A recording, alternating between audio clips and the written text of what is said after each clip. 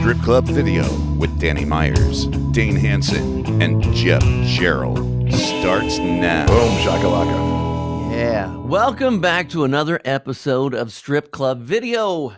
I am Danny Myers. We have Jeff Gerald with us. No Dane Hansen today. And we're going to talk a little more on a serious subject today. I know, we use this platform to have some fun and talk about some more lighthearted things. But today, a very, very serious topic with us today. We have got Jimmy Recard. He is Buck's regional manager. Am I right? Yeah, that's correct. Okay, Jimmy, there's a new law, and I know this is right now a Texas law, but I do want to start off by saying, you guys that don't live in Texas, I want you to pay attention to the show because this law that just happened in Texas could very easily come to your state. So if you're in the strip club industry, whether you're an entertainer, an owner, a manager, DJ, whatever, you need to educate yourself on these new laws that are coming out.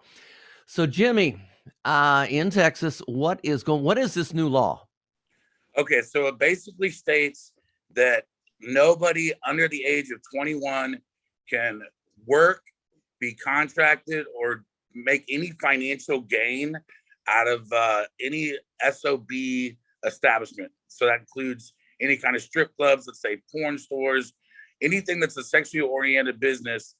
Like, for example, it goes as far as to say that if I had a guy coming to fix my air conditioning at the building and he wasn't 21, we'd have to ask him to leave. He's not allowed to get any financial gain off of an SOB.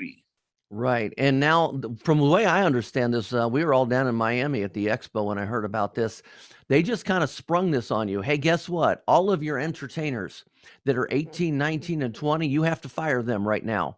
All of your correct. DJs who are 18, 19, 20, your housekeeping, your accountants, you have to fire them. No notice, no grandfathered in. They just sprung it on you in one day. Yeah, and there's a reason how they pulled this off. And basically, the date was supposed to be September 1st. That was going to be the original date that they were going to implement this law, like all the other stuff that passed in the House and Senate, State House and Senate this last session. But since it was a unanimous decision in both House and the Senate, and then the governor signed it, due to the fact it was unanimous, they were able to do it immediately. So it happened right at the end of the month. I can't remember if it was March or May 24th. Yeah, 24th. And literally that day, we had to call our entertainers, any entertainer that came in, we lost waitresses. We lost mainly waitresses and entertainers, but immediately we had to send them home. And if you guys know, being in this business, if you're an entertainer, you haven't even started saving for your rent on the 24th. You don't even start worrying about it yet, or your car payment or anything else. So all of a sudden, these girls are completely out of a job with nothing to do. So, I mean, that's how it worked out. It's terrible. The only thing I tried to research this a little bit, and I'm trying to find, because I always try to look at both sides of every story, but I cannot for the life of me figure out what this law is supposed to accomplish. I mean, I see where they have said that it might cut down on some human trafficking, but personally for me, I see it the complete opposite. I mean, you've just taken 18, 19, 20-year-old girls and put them out on the street a couple days before rent. 100%. I agree with you. 100%.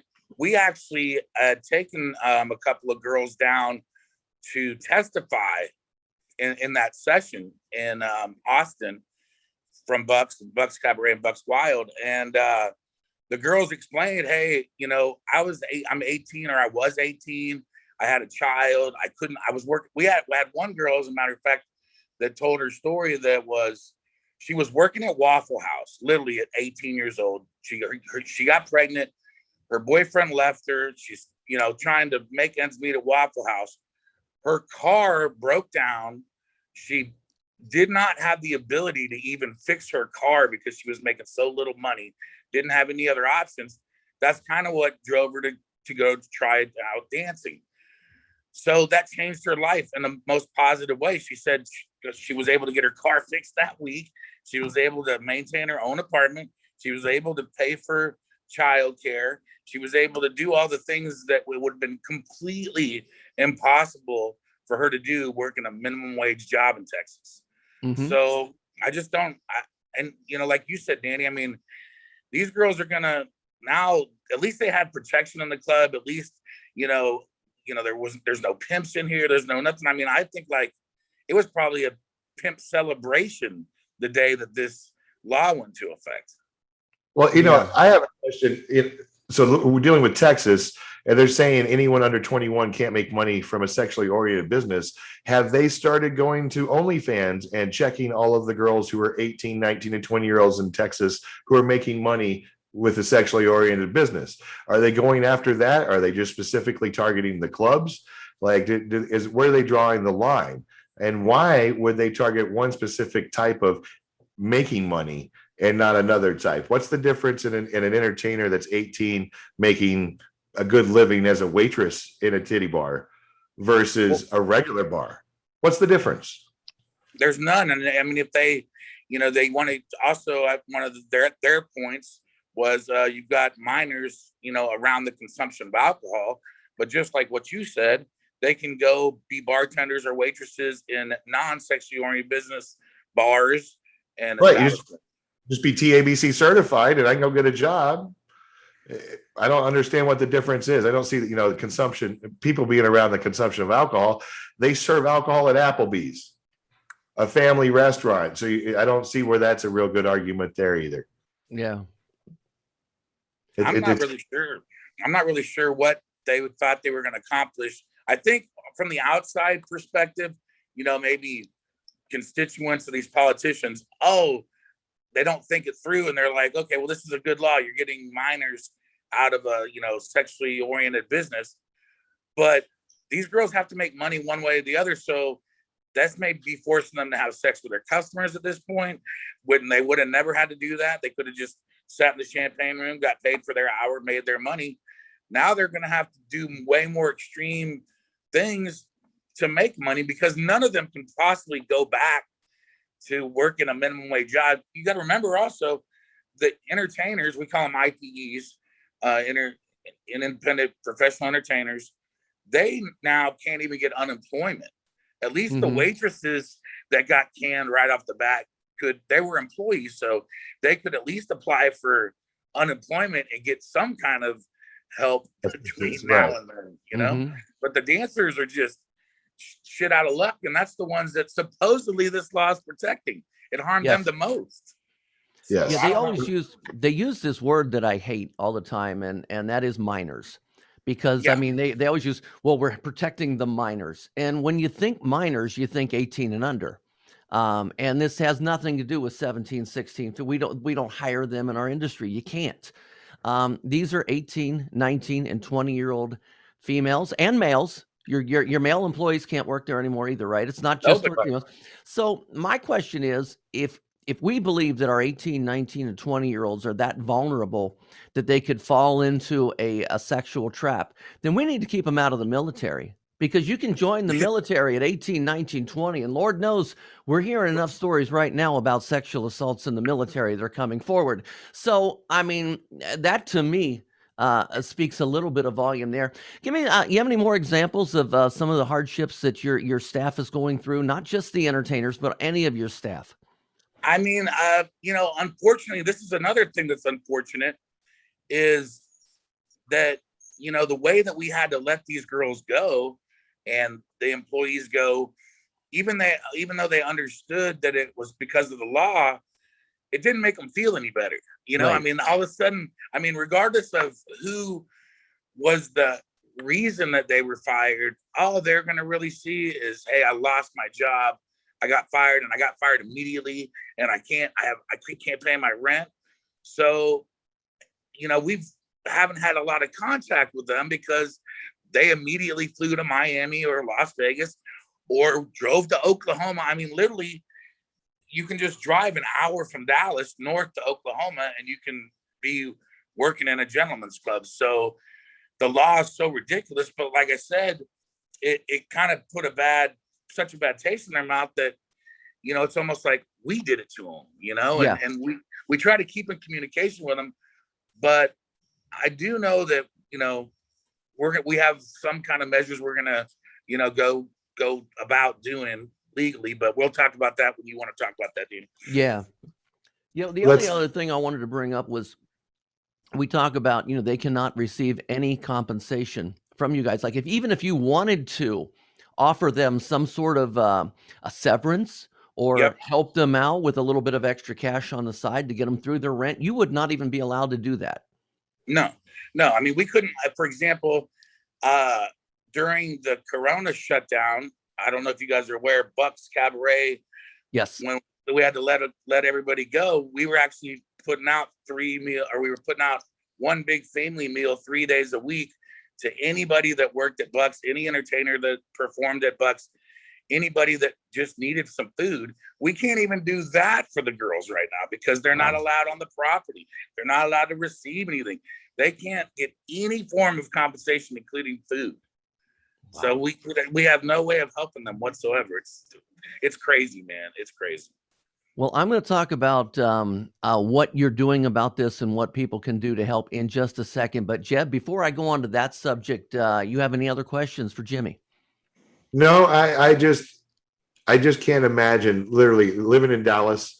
I know the scene, and I know that Texas just created one of the biggest sex trafficking markets that Texas has ever had.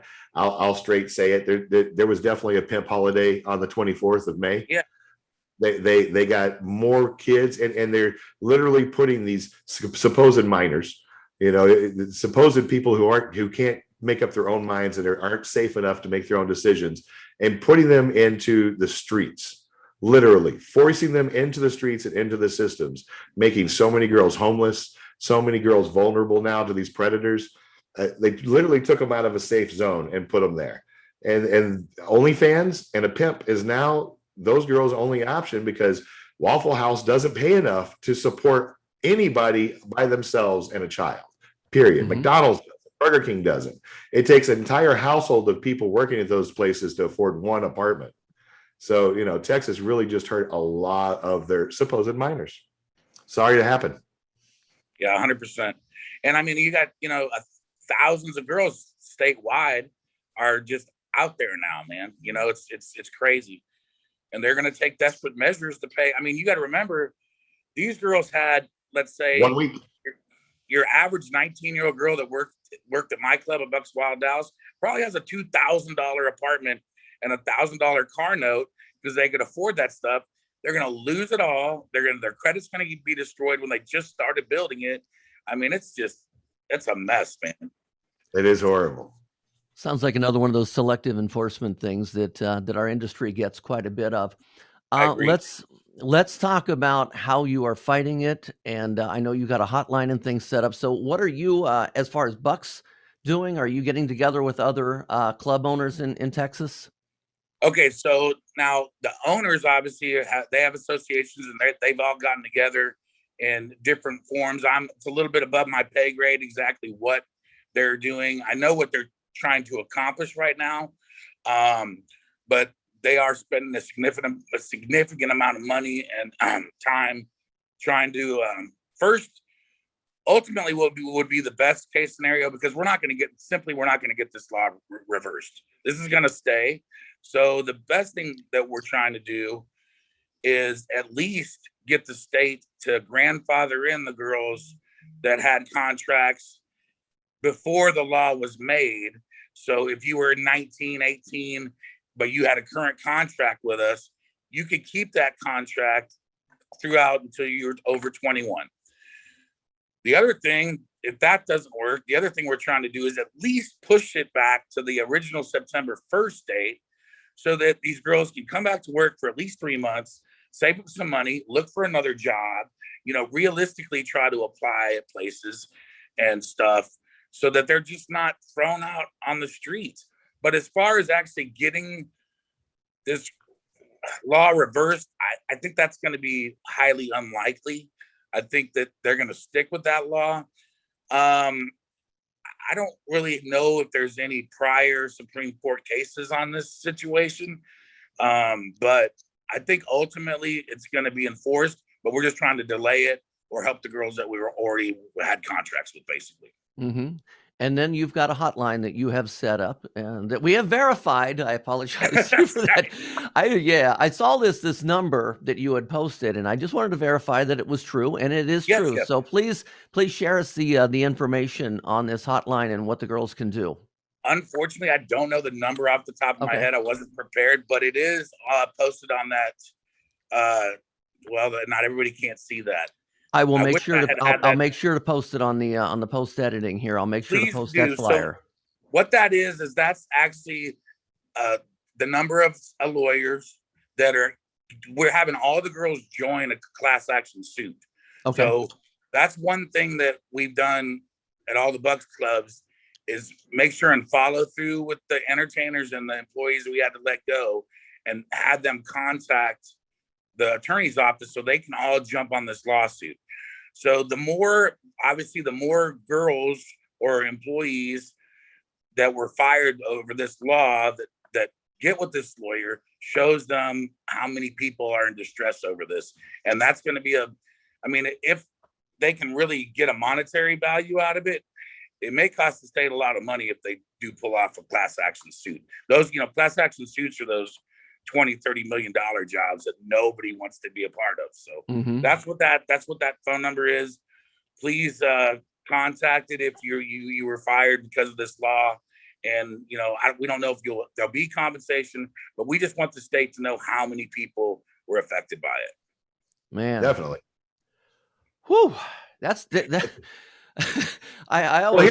I need to stop and take a breath. Jeb, take this over for a second. I got to breathe. This is a lot to take in. Here's what I'm getting to. It's apparently somewhere along the lines in the last 4 or 5 years, we as a country decided that to be a minor meant being under 21. Yeah. We have alcohol that's 21 and up. They just made cigarettes 21 and up. Now they're making SOBs 21 and up. So I completely agree with what you said earlier, Danny. I think the military needs to put their enlistment age to 21 and up. I think voting should go to 21 and up. If that's the way they're going to do it and they're going to separate it, then let's just make the line. And welcome to the 21 and up world. Because this separation stuff, I mean, come on, I'm old enough to remember when you could drink when you were 18. And I remember before it was the 21 thing. And it's been a steady progression to that line. And go ahead, finish it. Finish the job. Because apparently they didn't tell us, but that's the decision they've apparently made. Yeah. Well, you know how hypocritical this law is that you can still come in as a customer at 18. Oh my goodness. We still have customers at 18. They come in all the time. They're allowed to come in. And I think the reason why they did that is because if you guys don't know, there's a $5 patron tax per head in the state of Texas. So they don't want to screw up their own revenue. So they're letting 18-year-olds come in droves. Last Saturday night, I probably had, 100 plus minors in here, quote minors, because, Bucks Wild Dallas is a BYOB 18 and up establishment. And, we're really careful on not letting minors drink. They have to wear a bright red minor wristband, and we have, security everywhere. And as soon as we catch them trying to drink, we ask them to leave, and we hold their IDs at the door, actually, so that in case if they do somehow are able to drink and we catch them, they have to get their IDs from us at the door so we can determine whether they've been drinking, and we can get them Uber. We can make sure they get home. Like, that's how serious we are about underage drinking. And it was the same with the girls. But the fact that they're letting underage, quote underage, under 21 customers still come to the location is hypocritical, in my opinion. They don't want the girls to financially benefit from it, but they still want to financially benefit from it. That would be my guess. Yeah, that would be my guess. That's super hypocritical. And I really want to know how they're going to do OnlyFans, because I'm sorry, every girl in Texas that's under 21 has an OnlyFans account is the same thing. Yeah, I guess they would probably have to subpoena OnlyFans because, the OnlyFans doesn't tell you what state they're in. You can't. That's another privacy thing issue in itself. So in other words, OnlyFans will get away with it. Yeah. Well, Jimmy, I'm really sorry to hear this is going on, but I appreciate all your work, all your efforts, and like I say, I'm posting this number up here in post edit on this flyer. We have verified it. It is a verifiable number. Ladies, gentlemen, I don't want to say ladies because this is affecting everybody. If you've been affected by this, call this number and let them know your name, etc., and get registered on this. Jimmy, thanks for taking time out of your day to come on Strip Club Video. No problem. Thanks for bringing awareness to this issue. I know it's just in Texas, but you know how these things kind of roll. Once they get it knocked down and get a little precedent in one state, they may get the itch to start moving it to other states. And sure, we got to just try to do the best we can to control it. We'll just do whatever we can do. So thanks for having me on, Danny, Jeb. Hey, no problem, man. Thank you. Strip Club Video.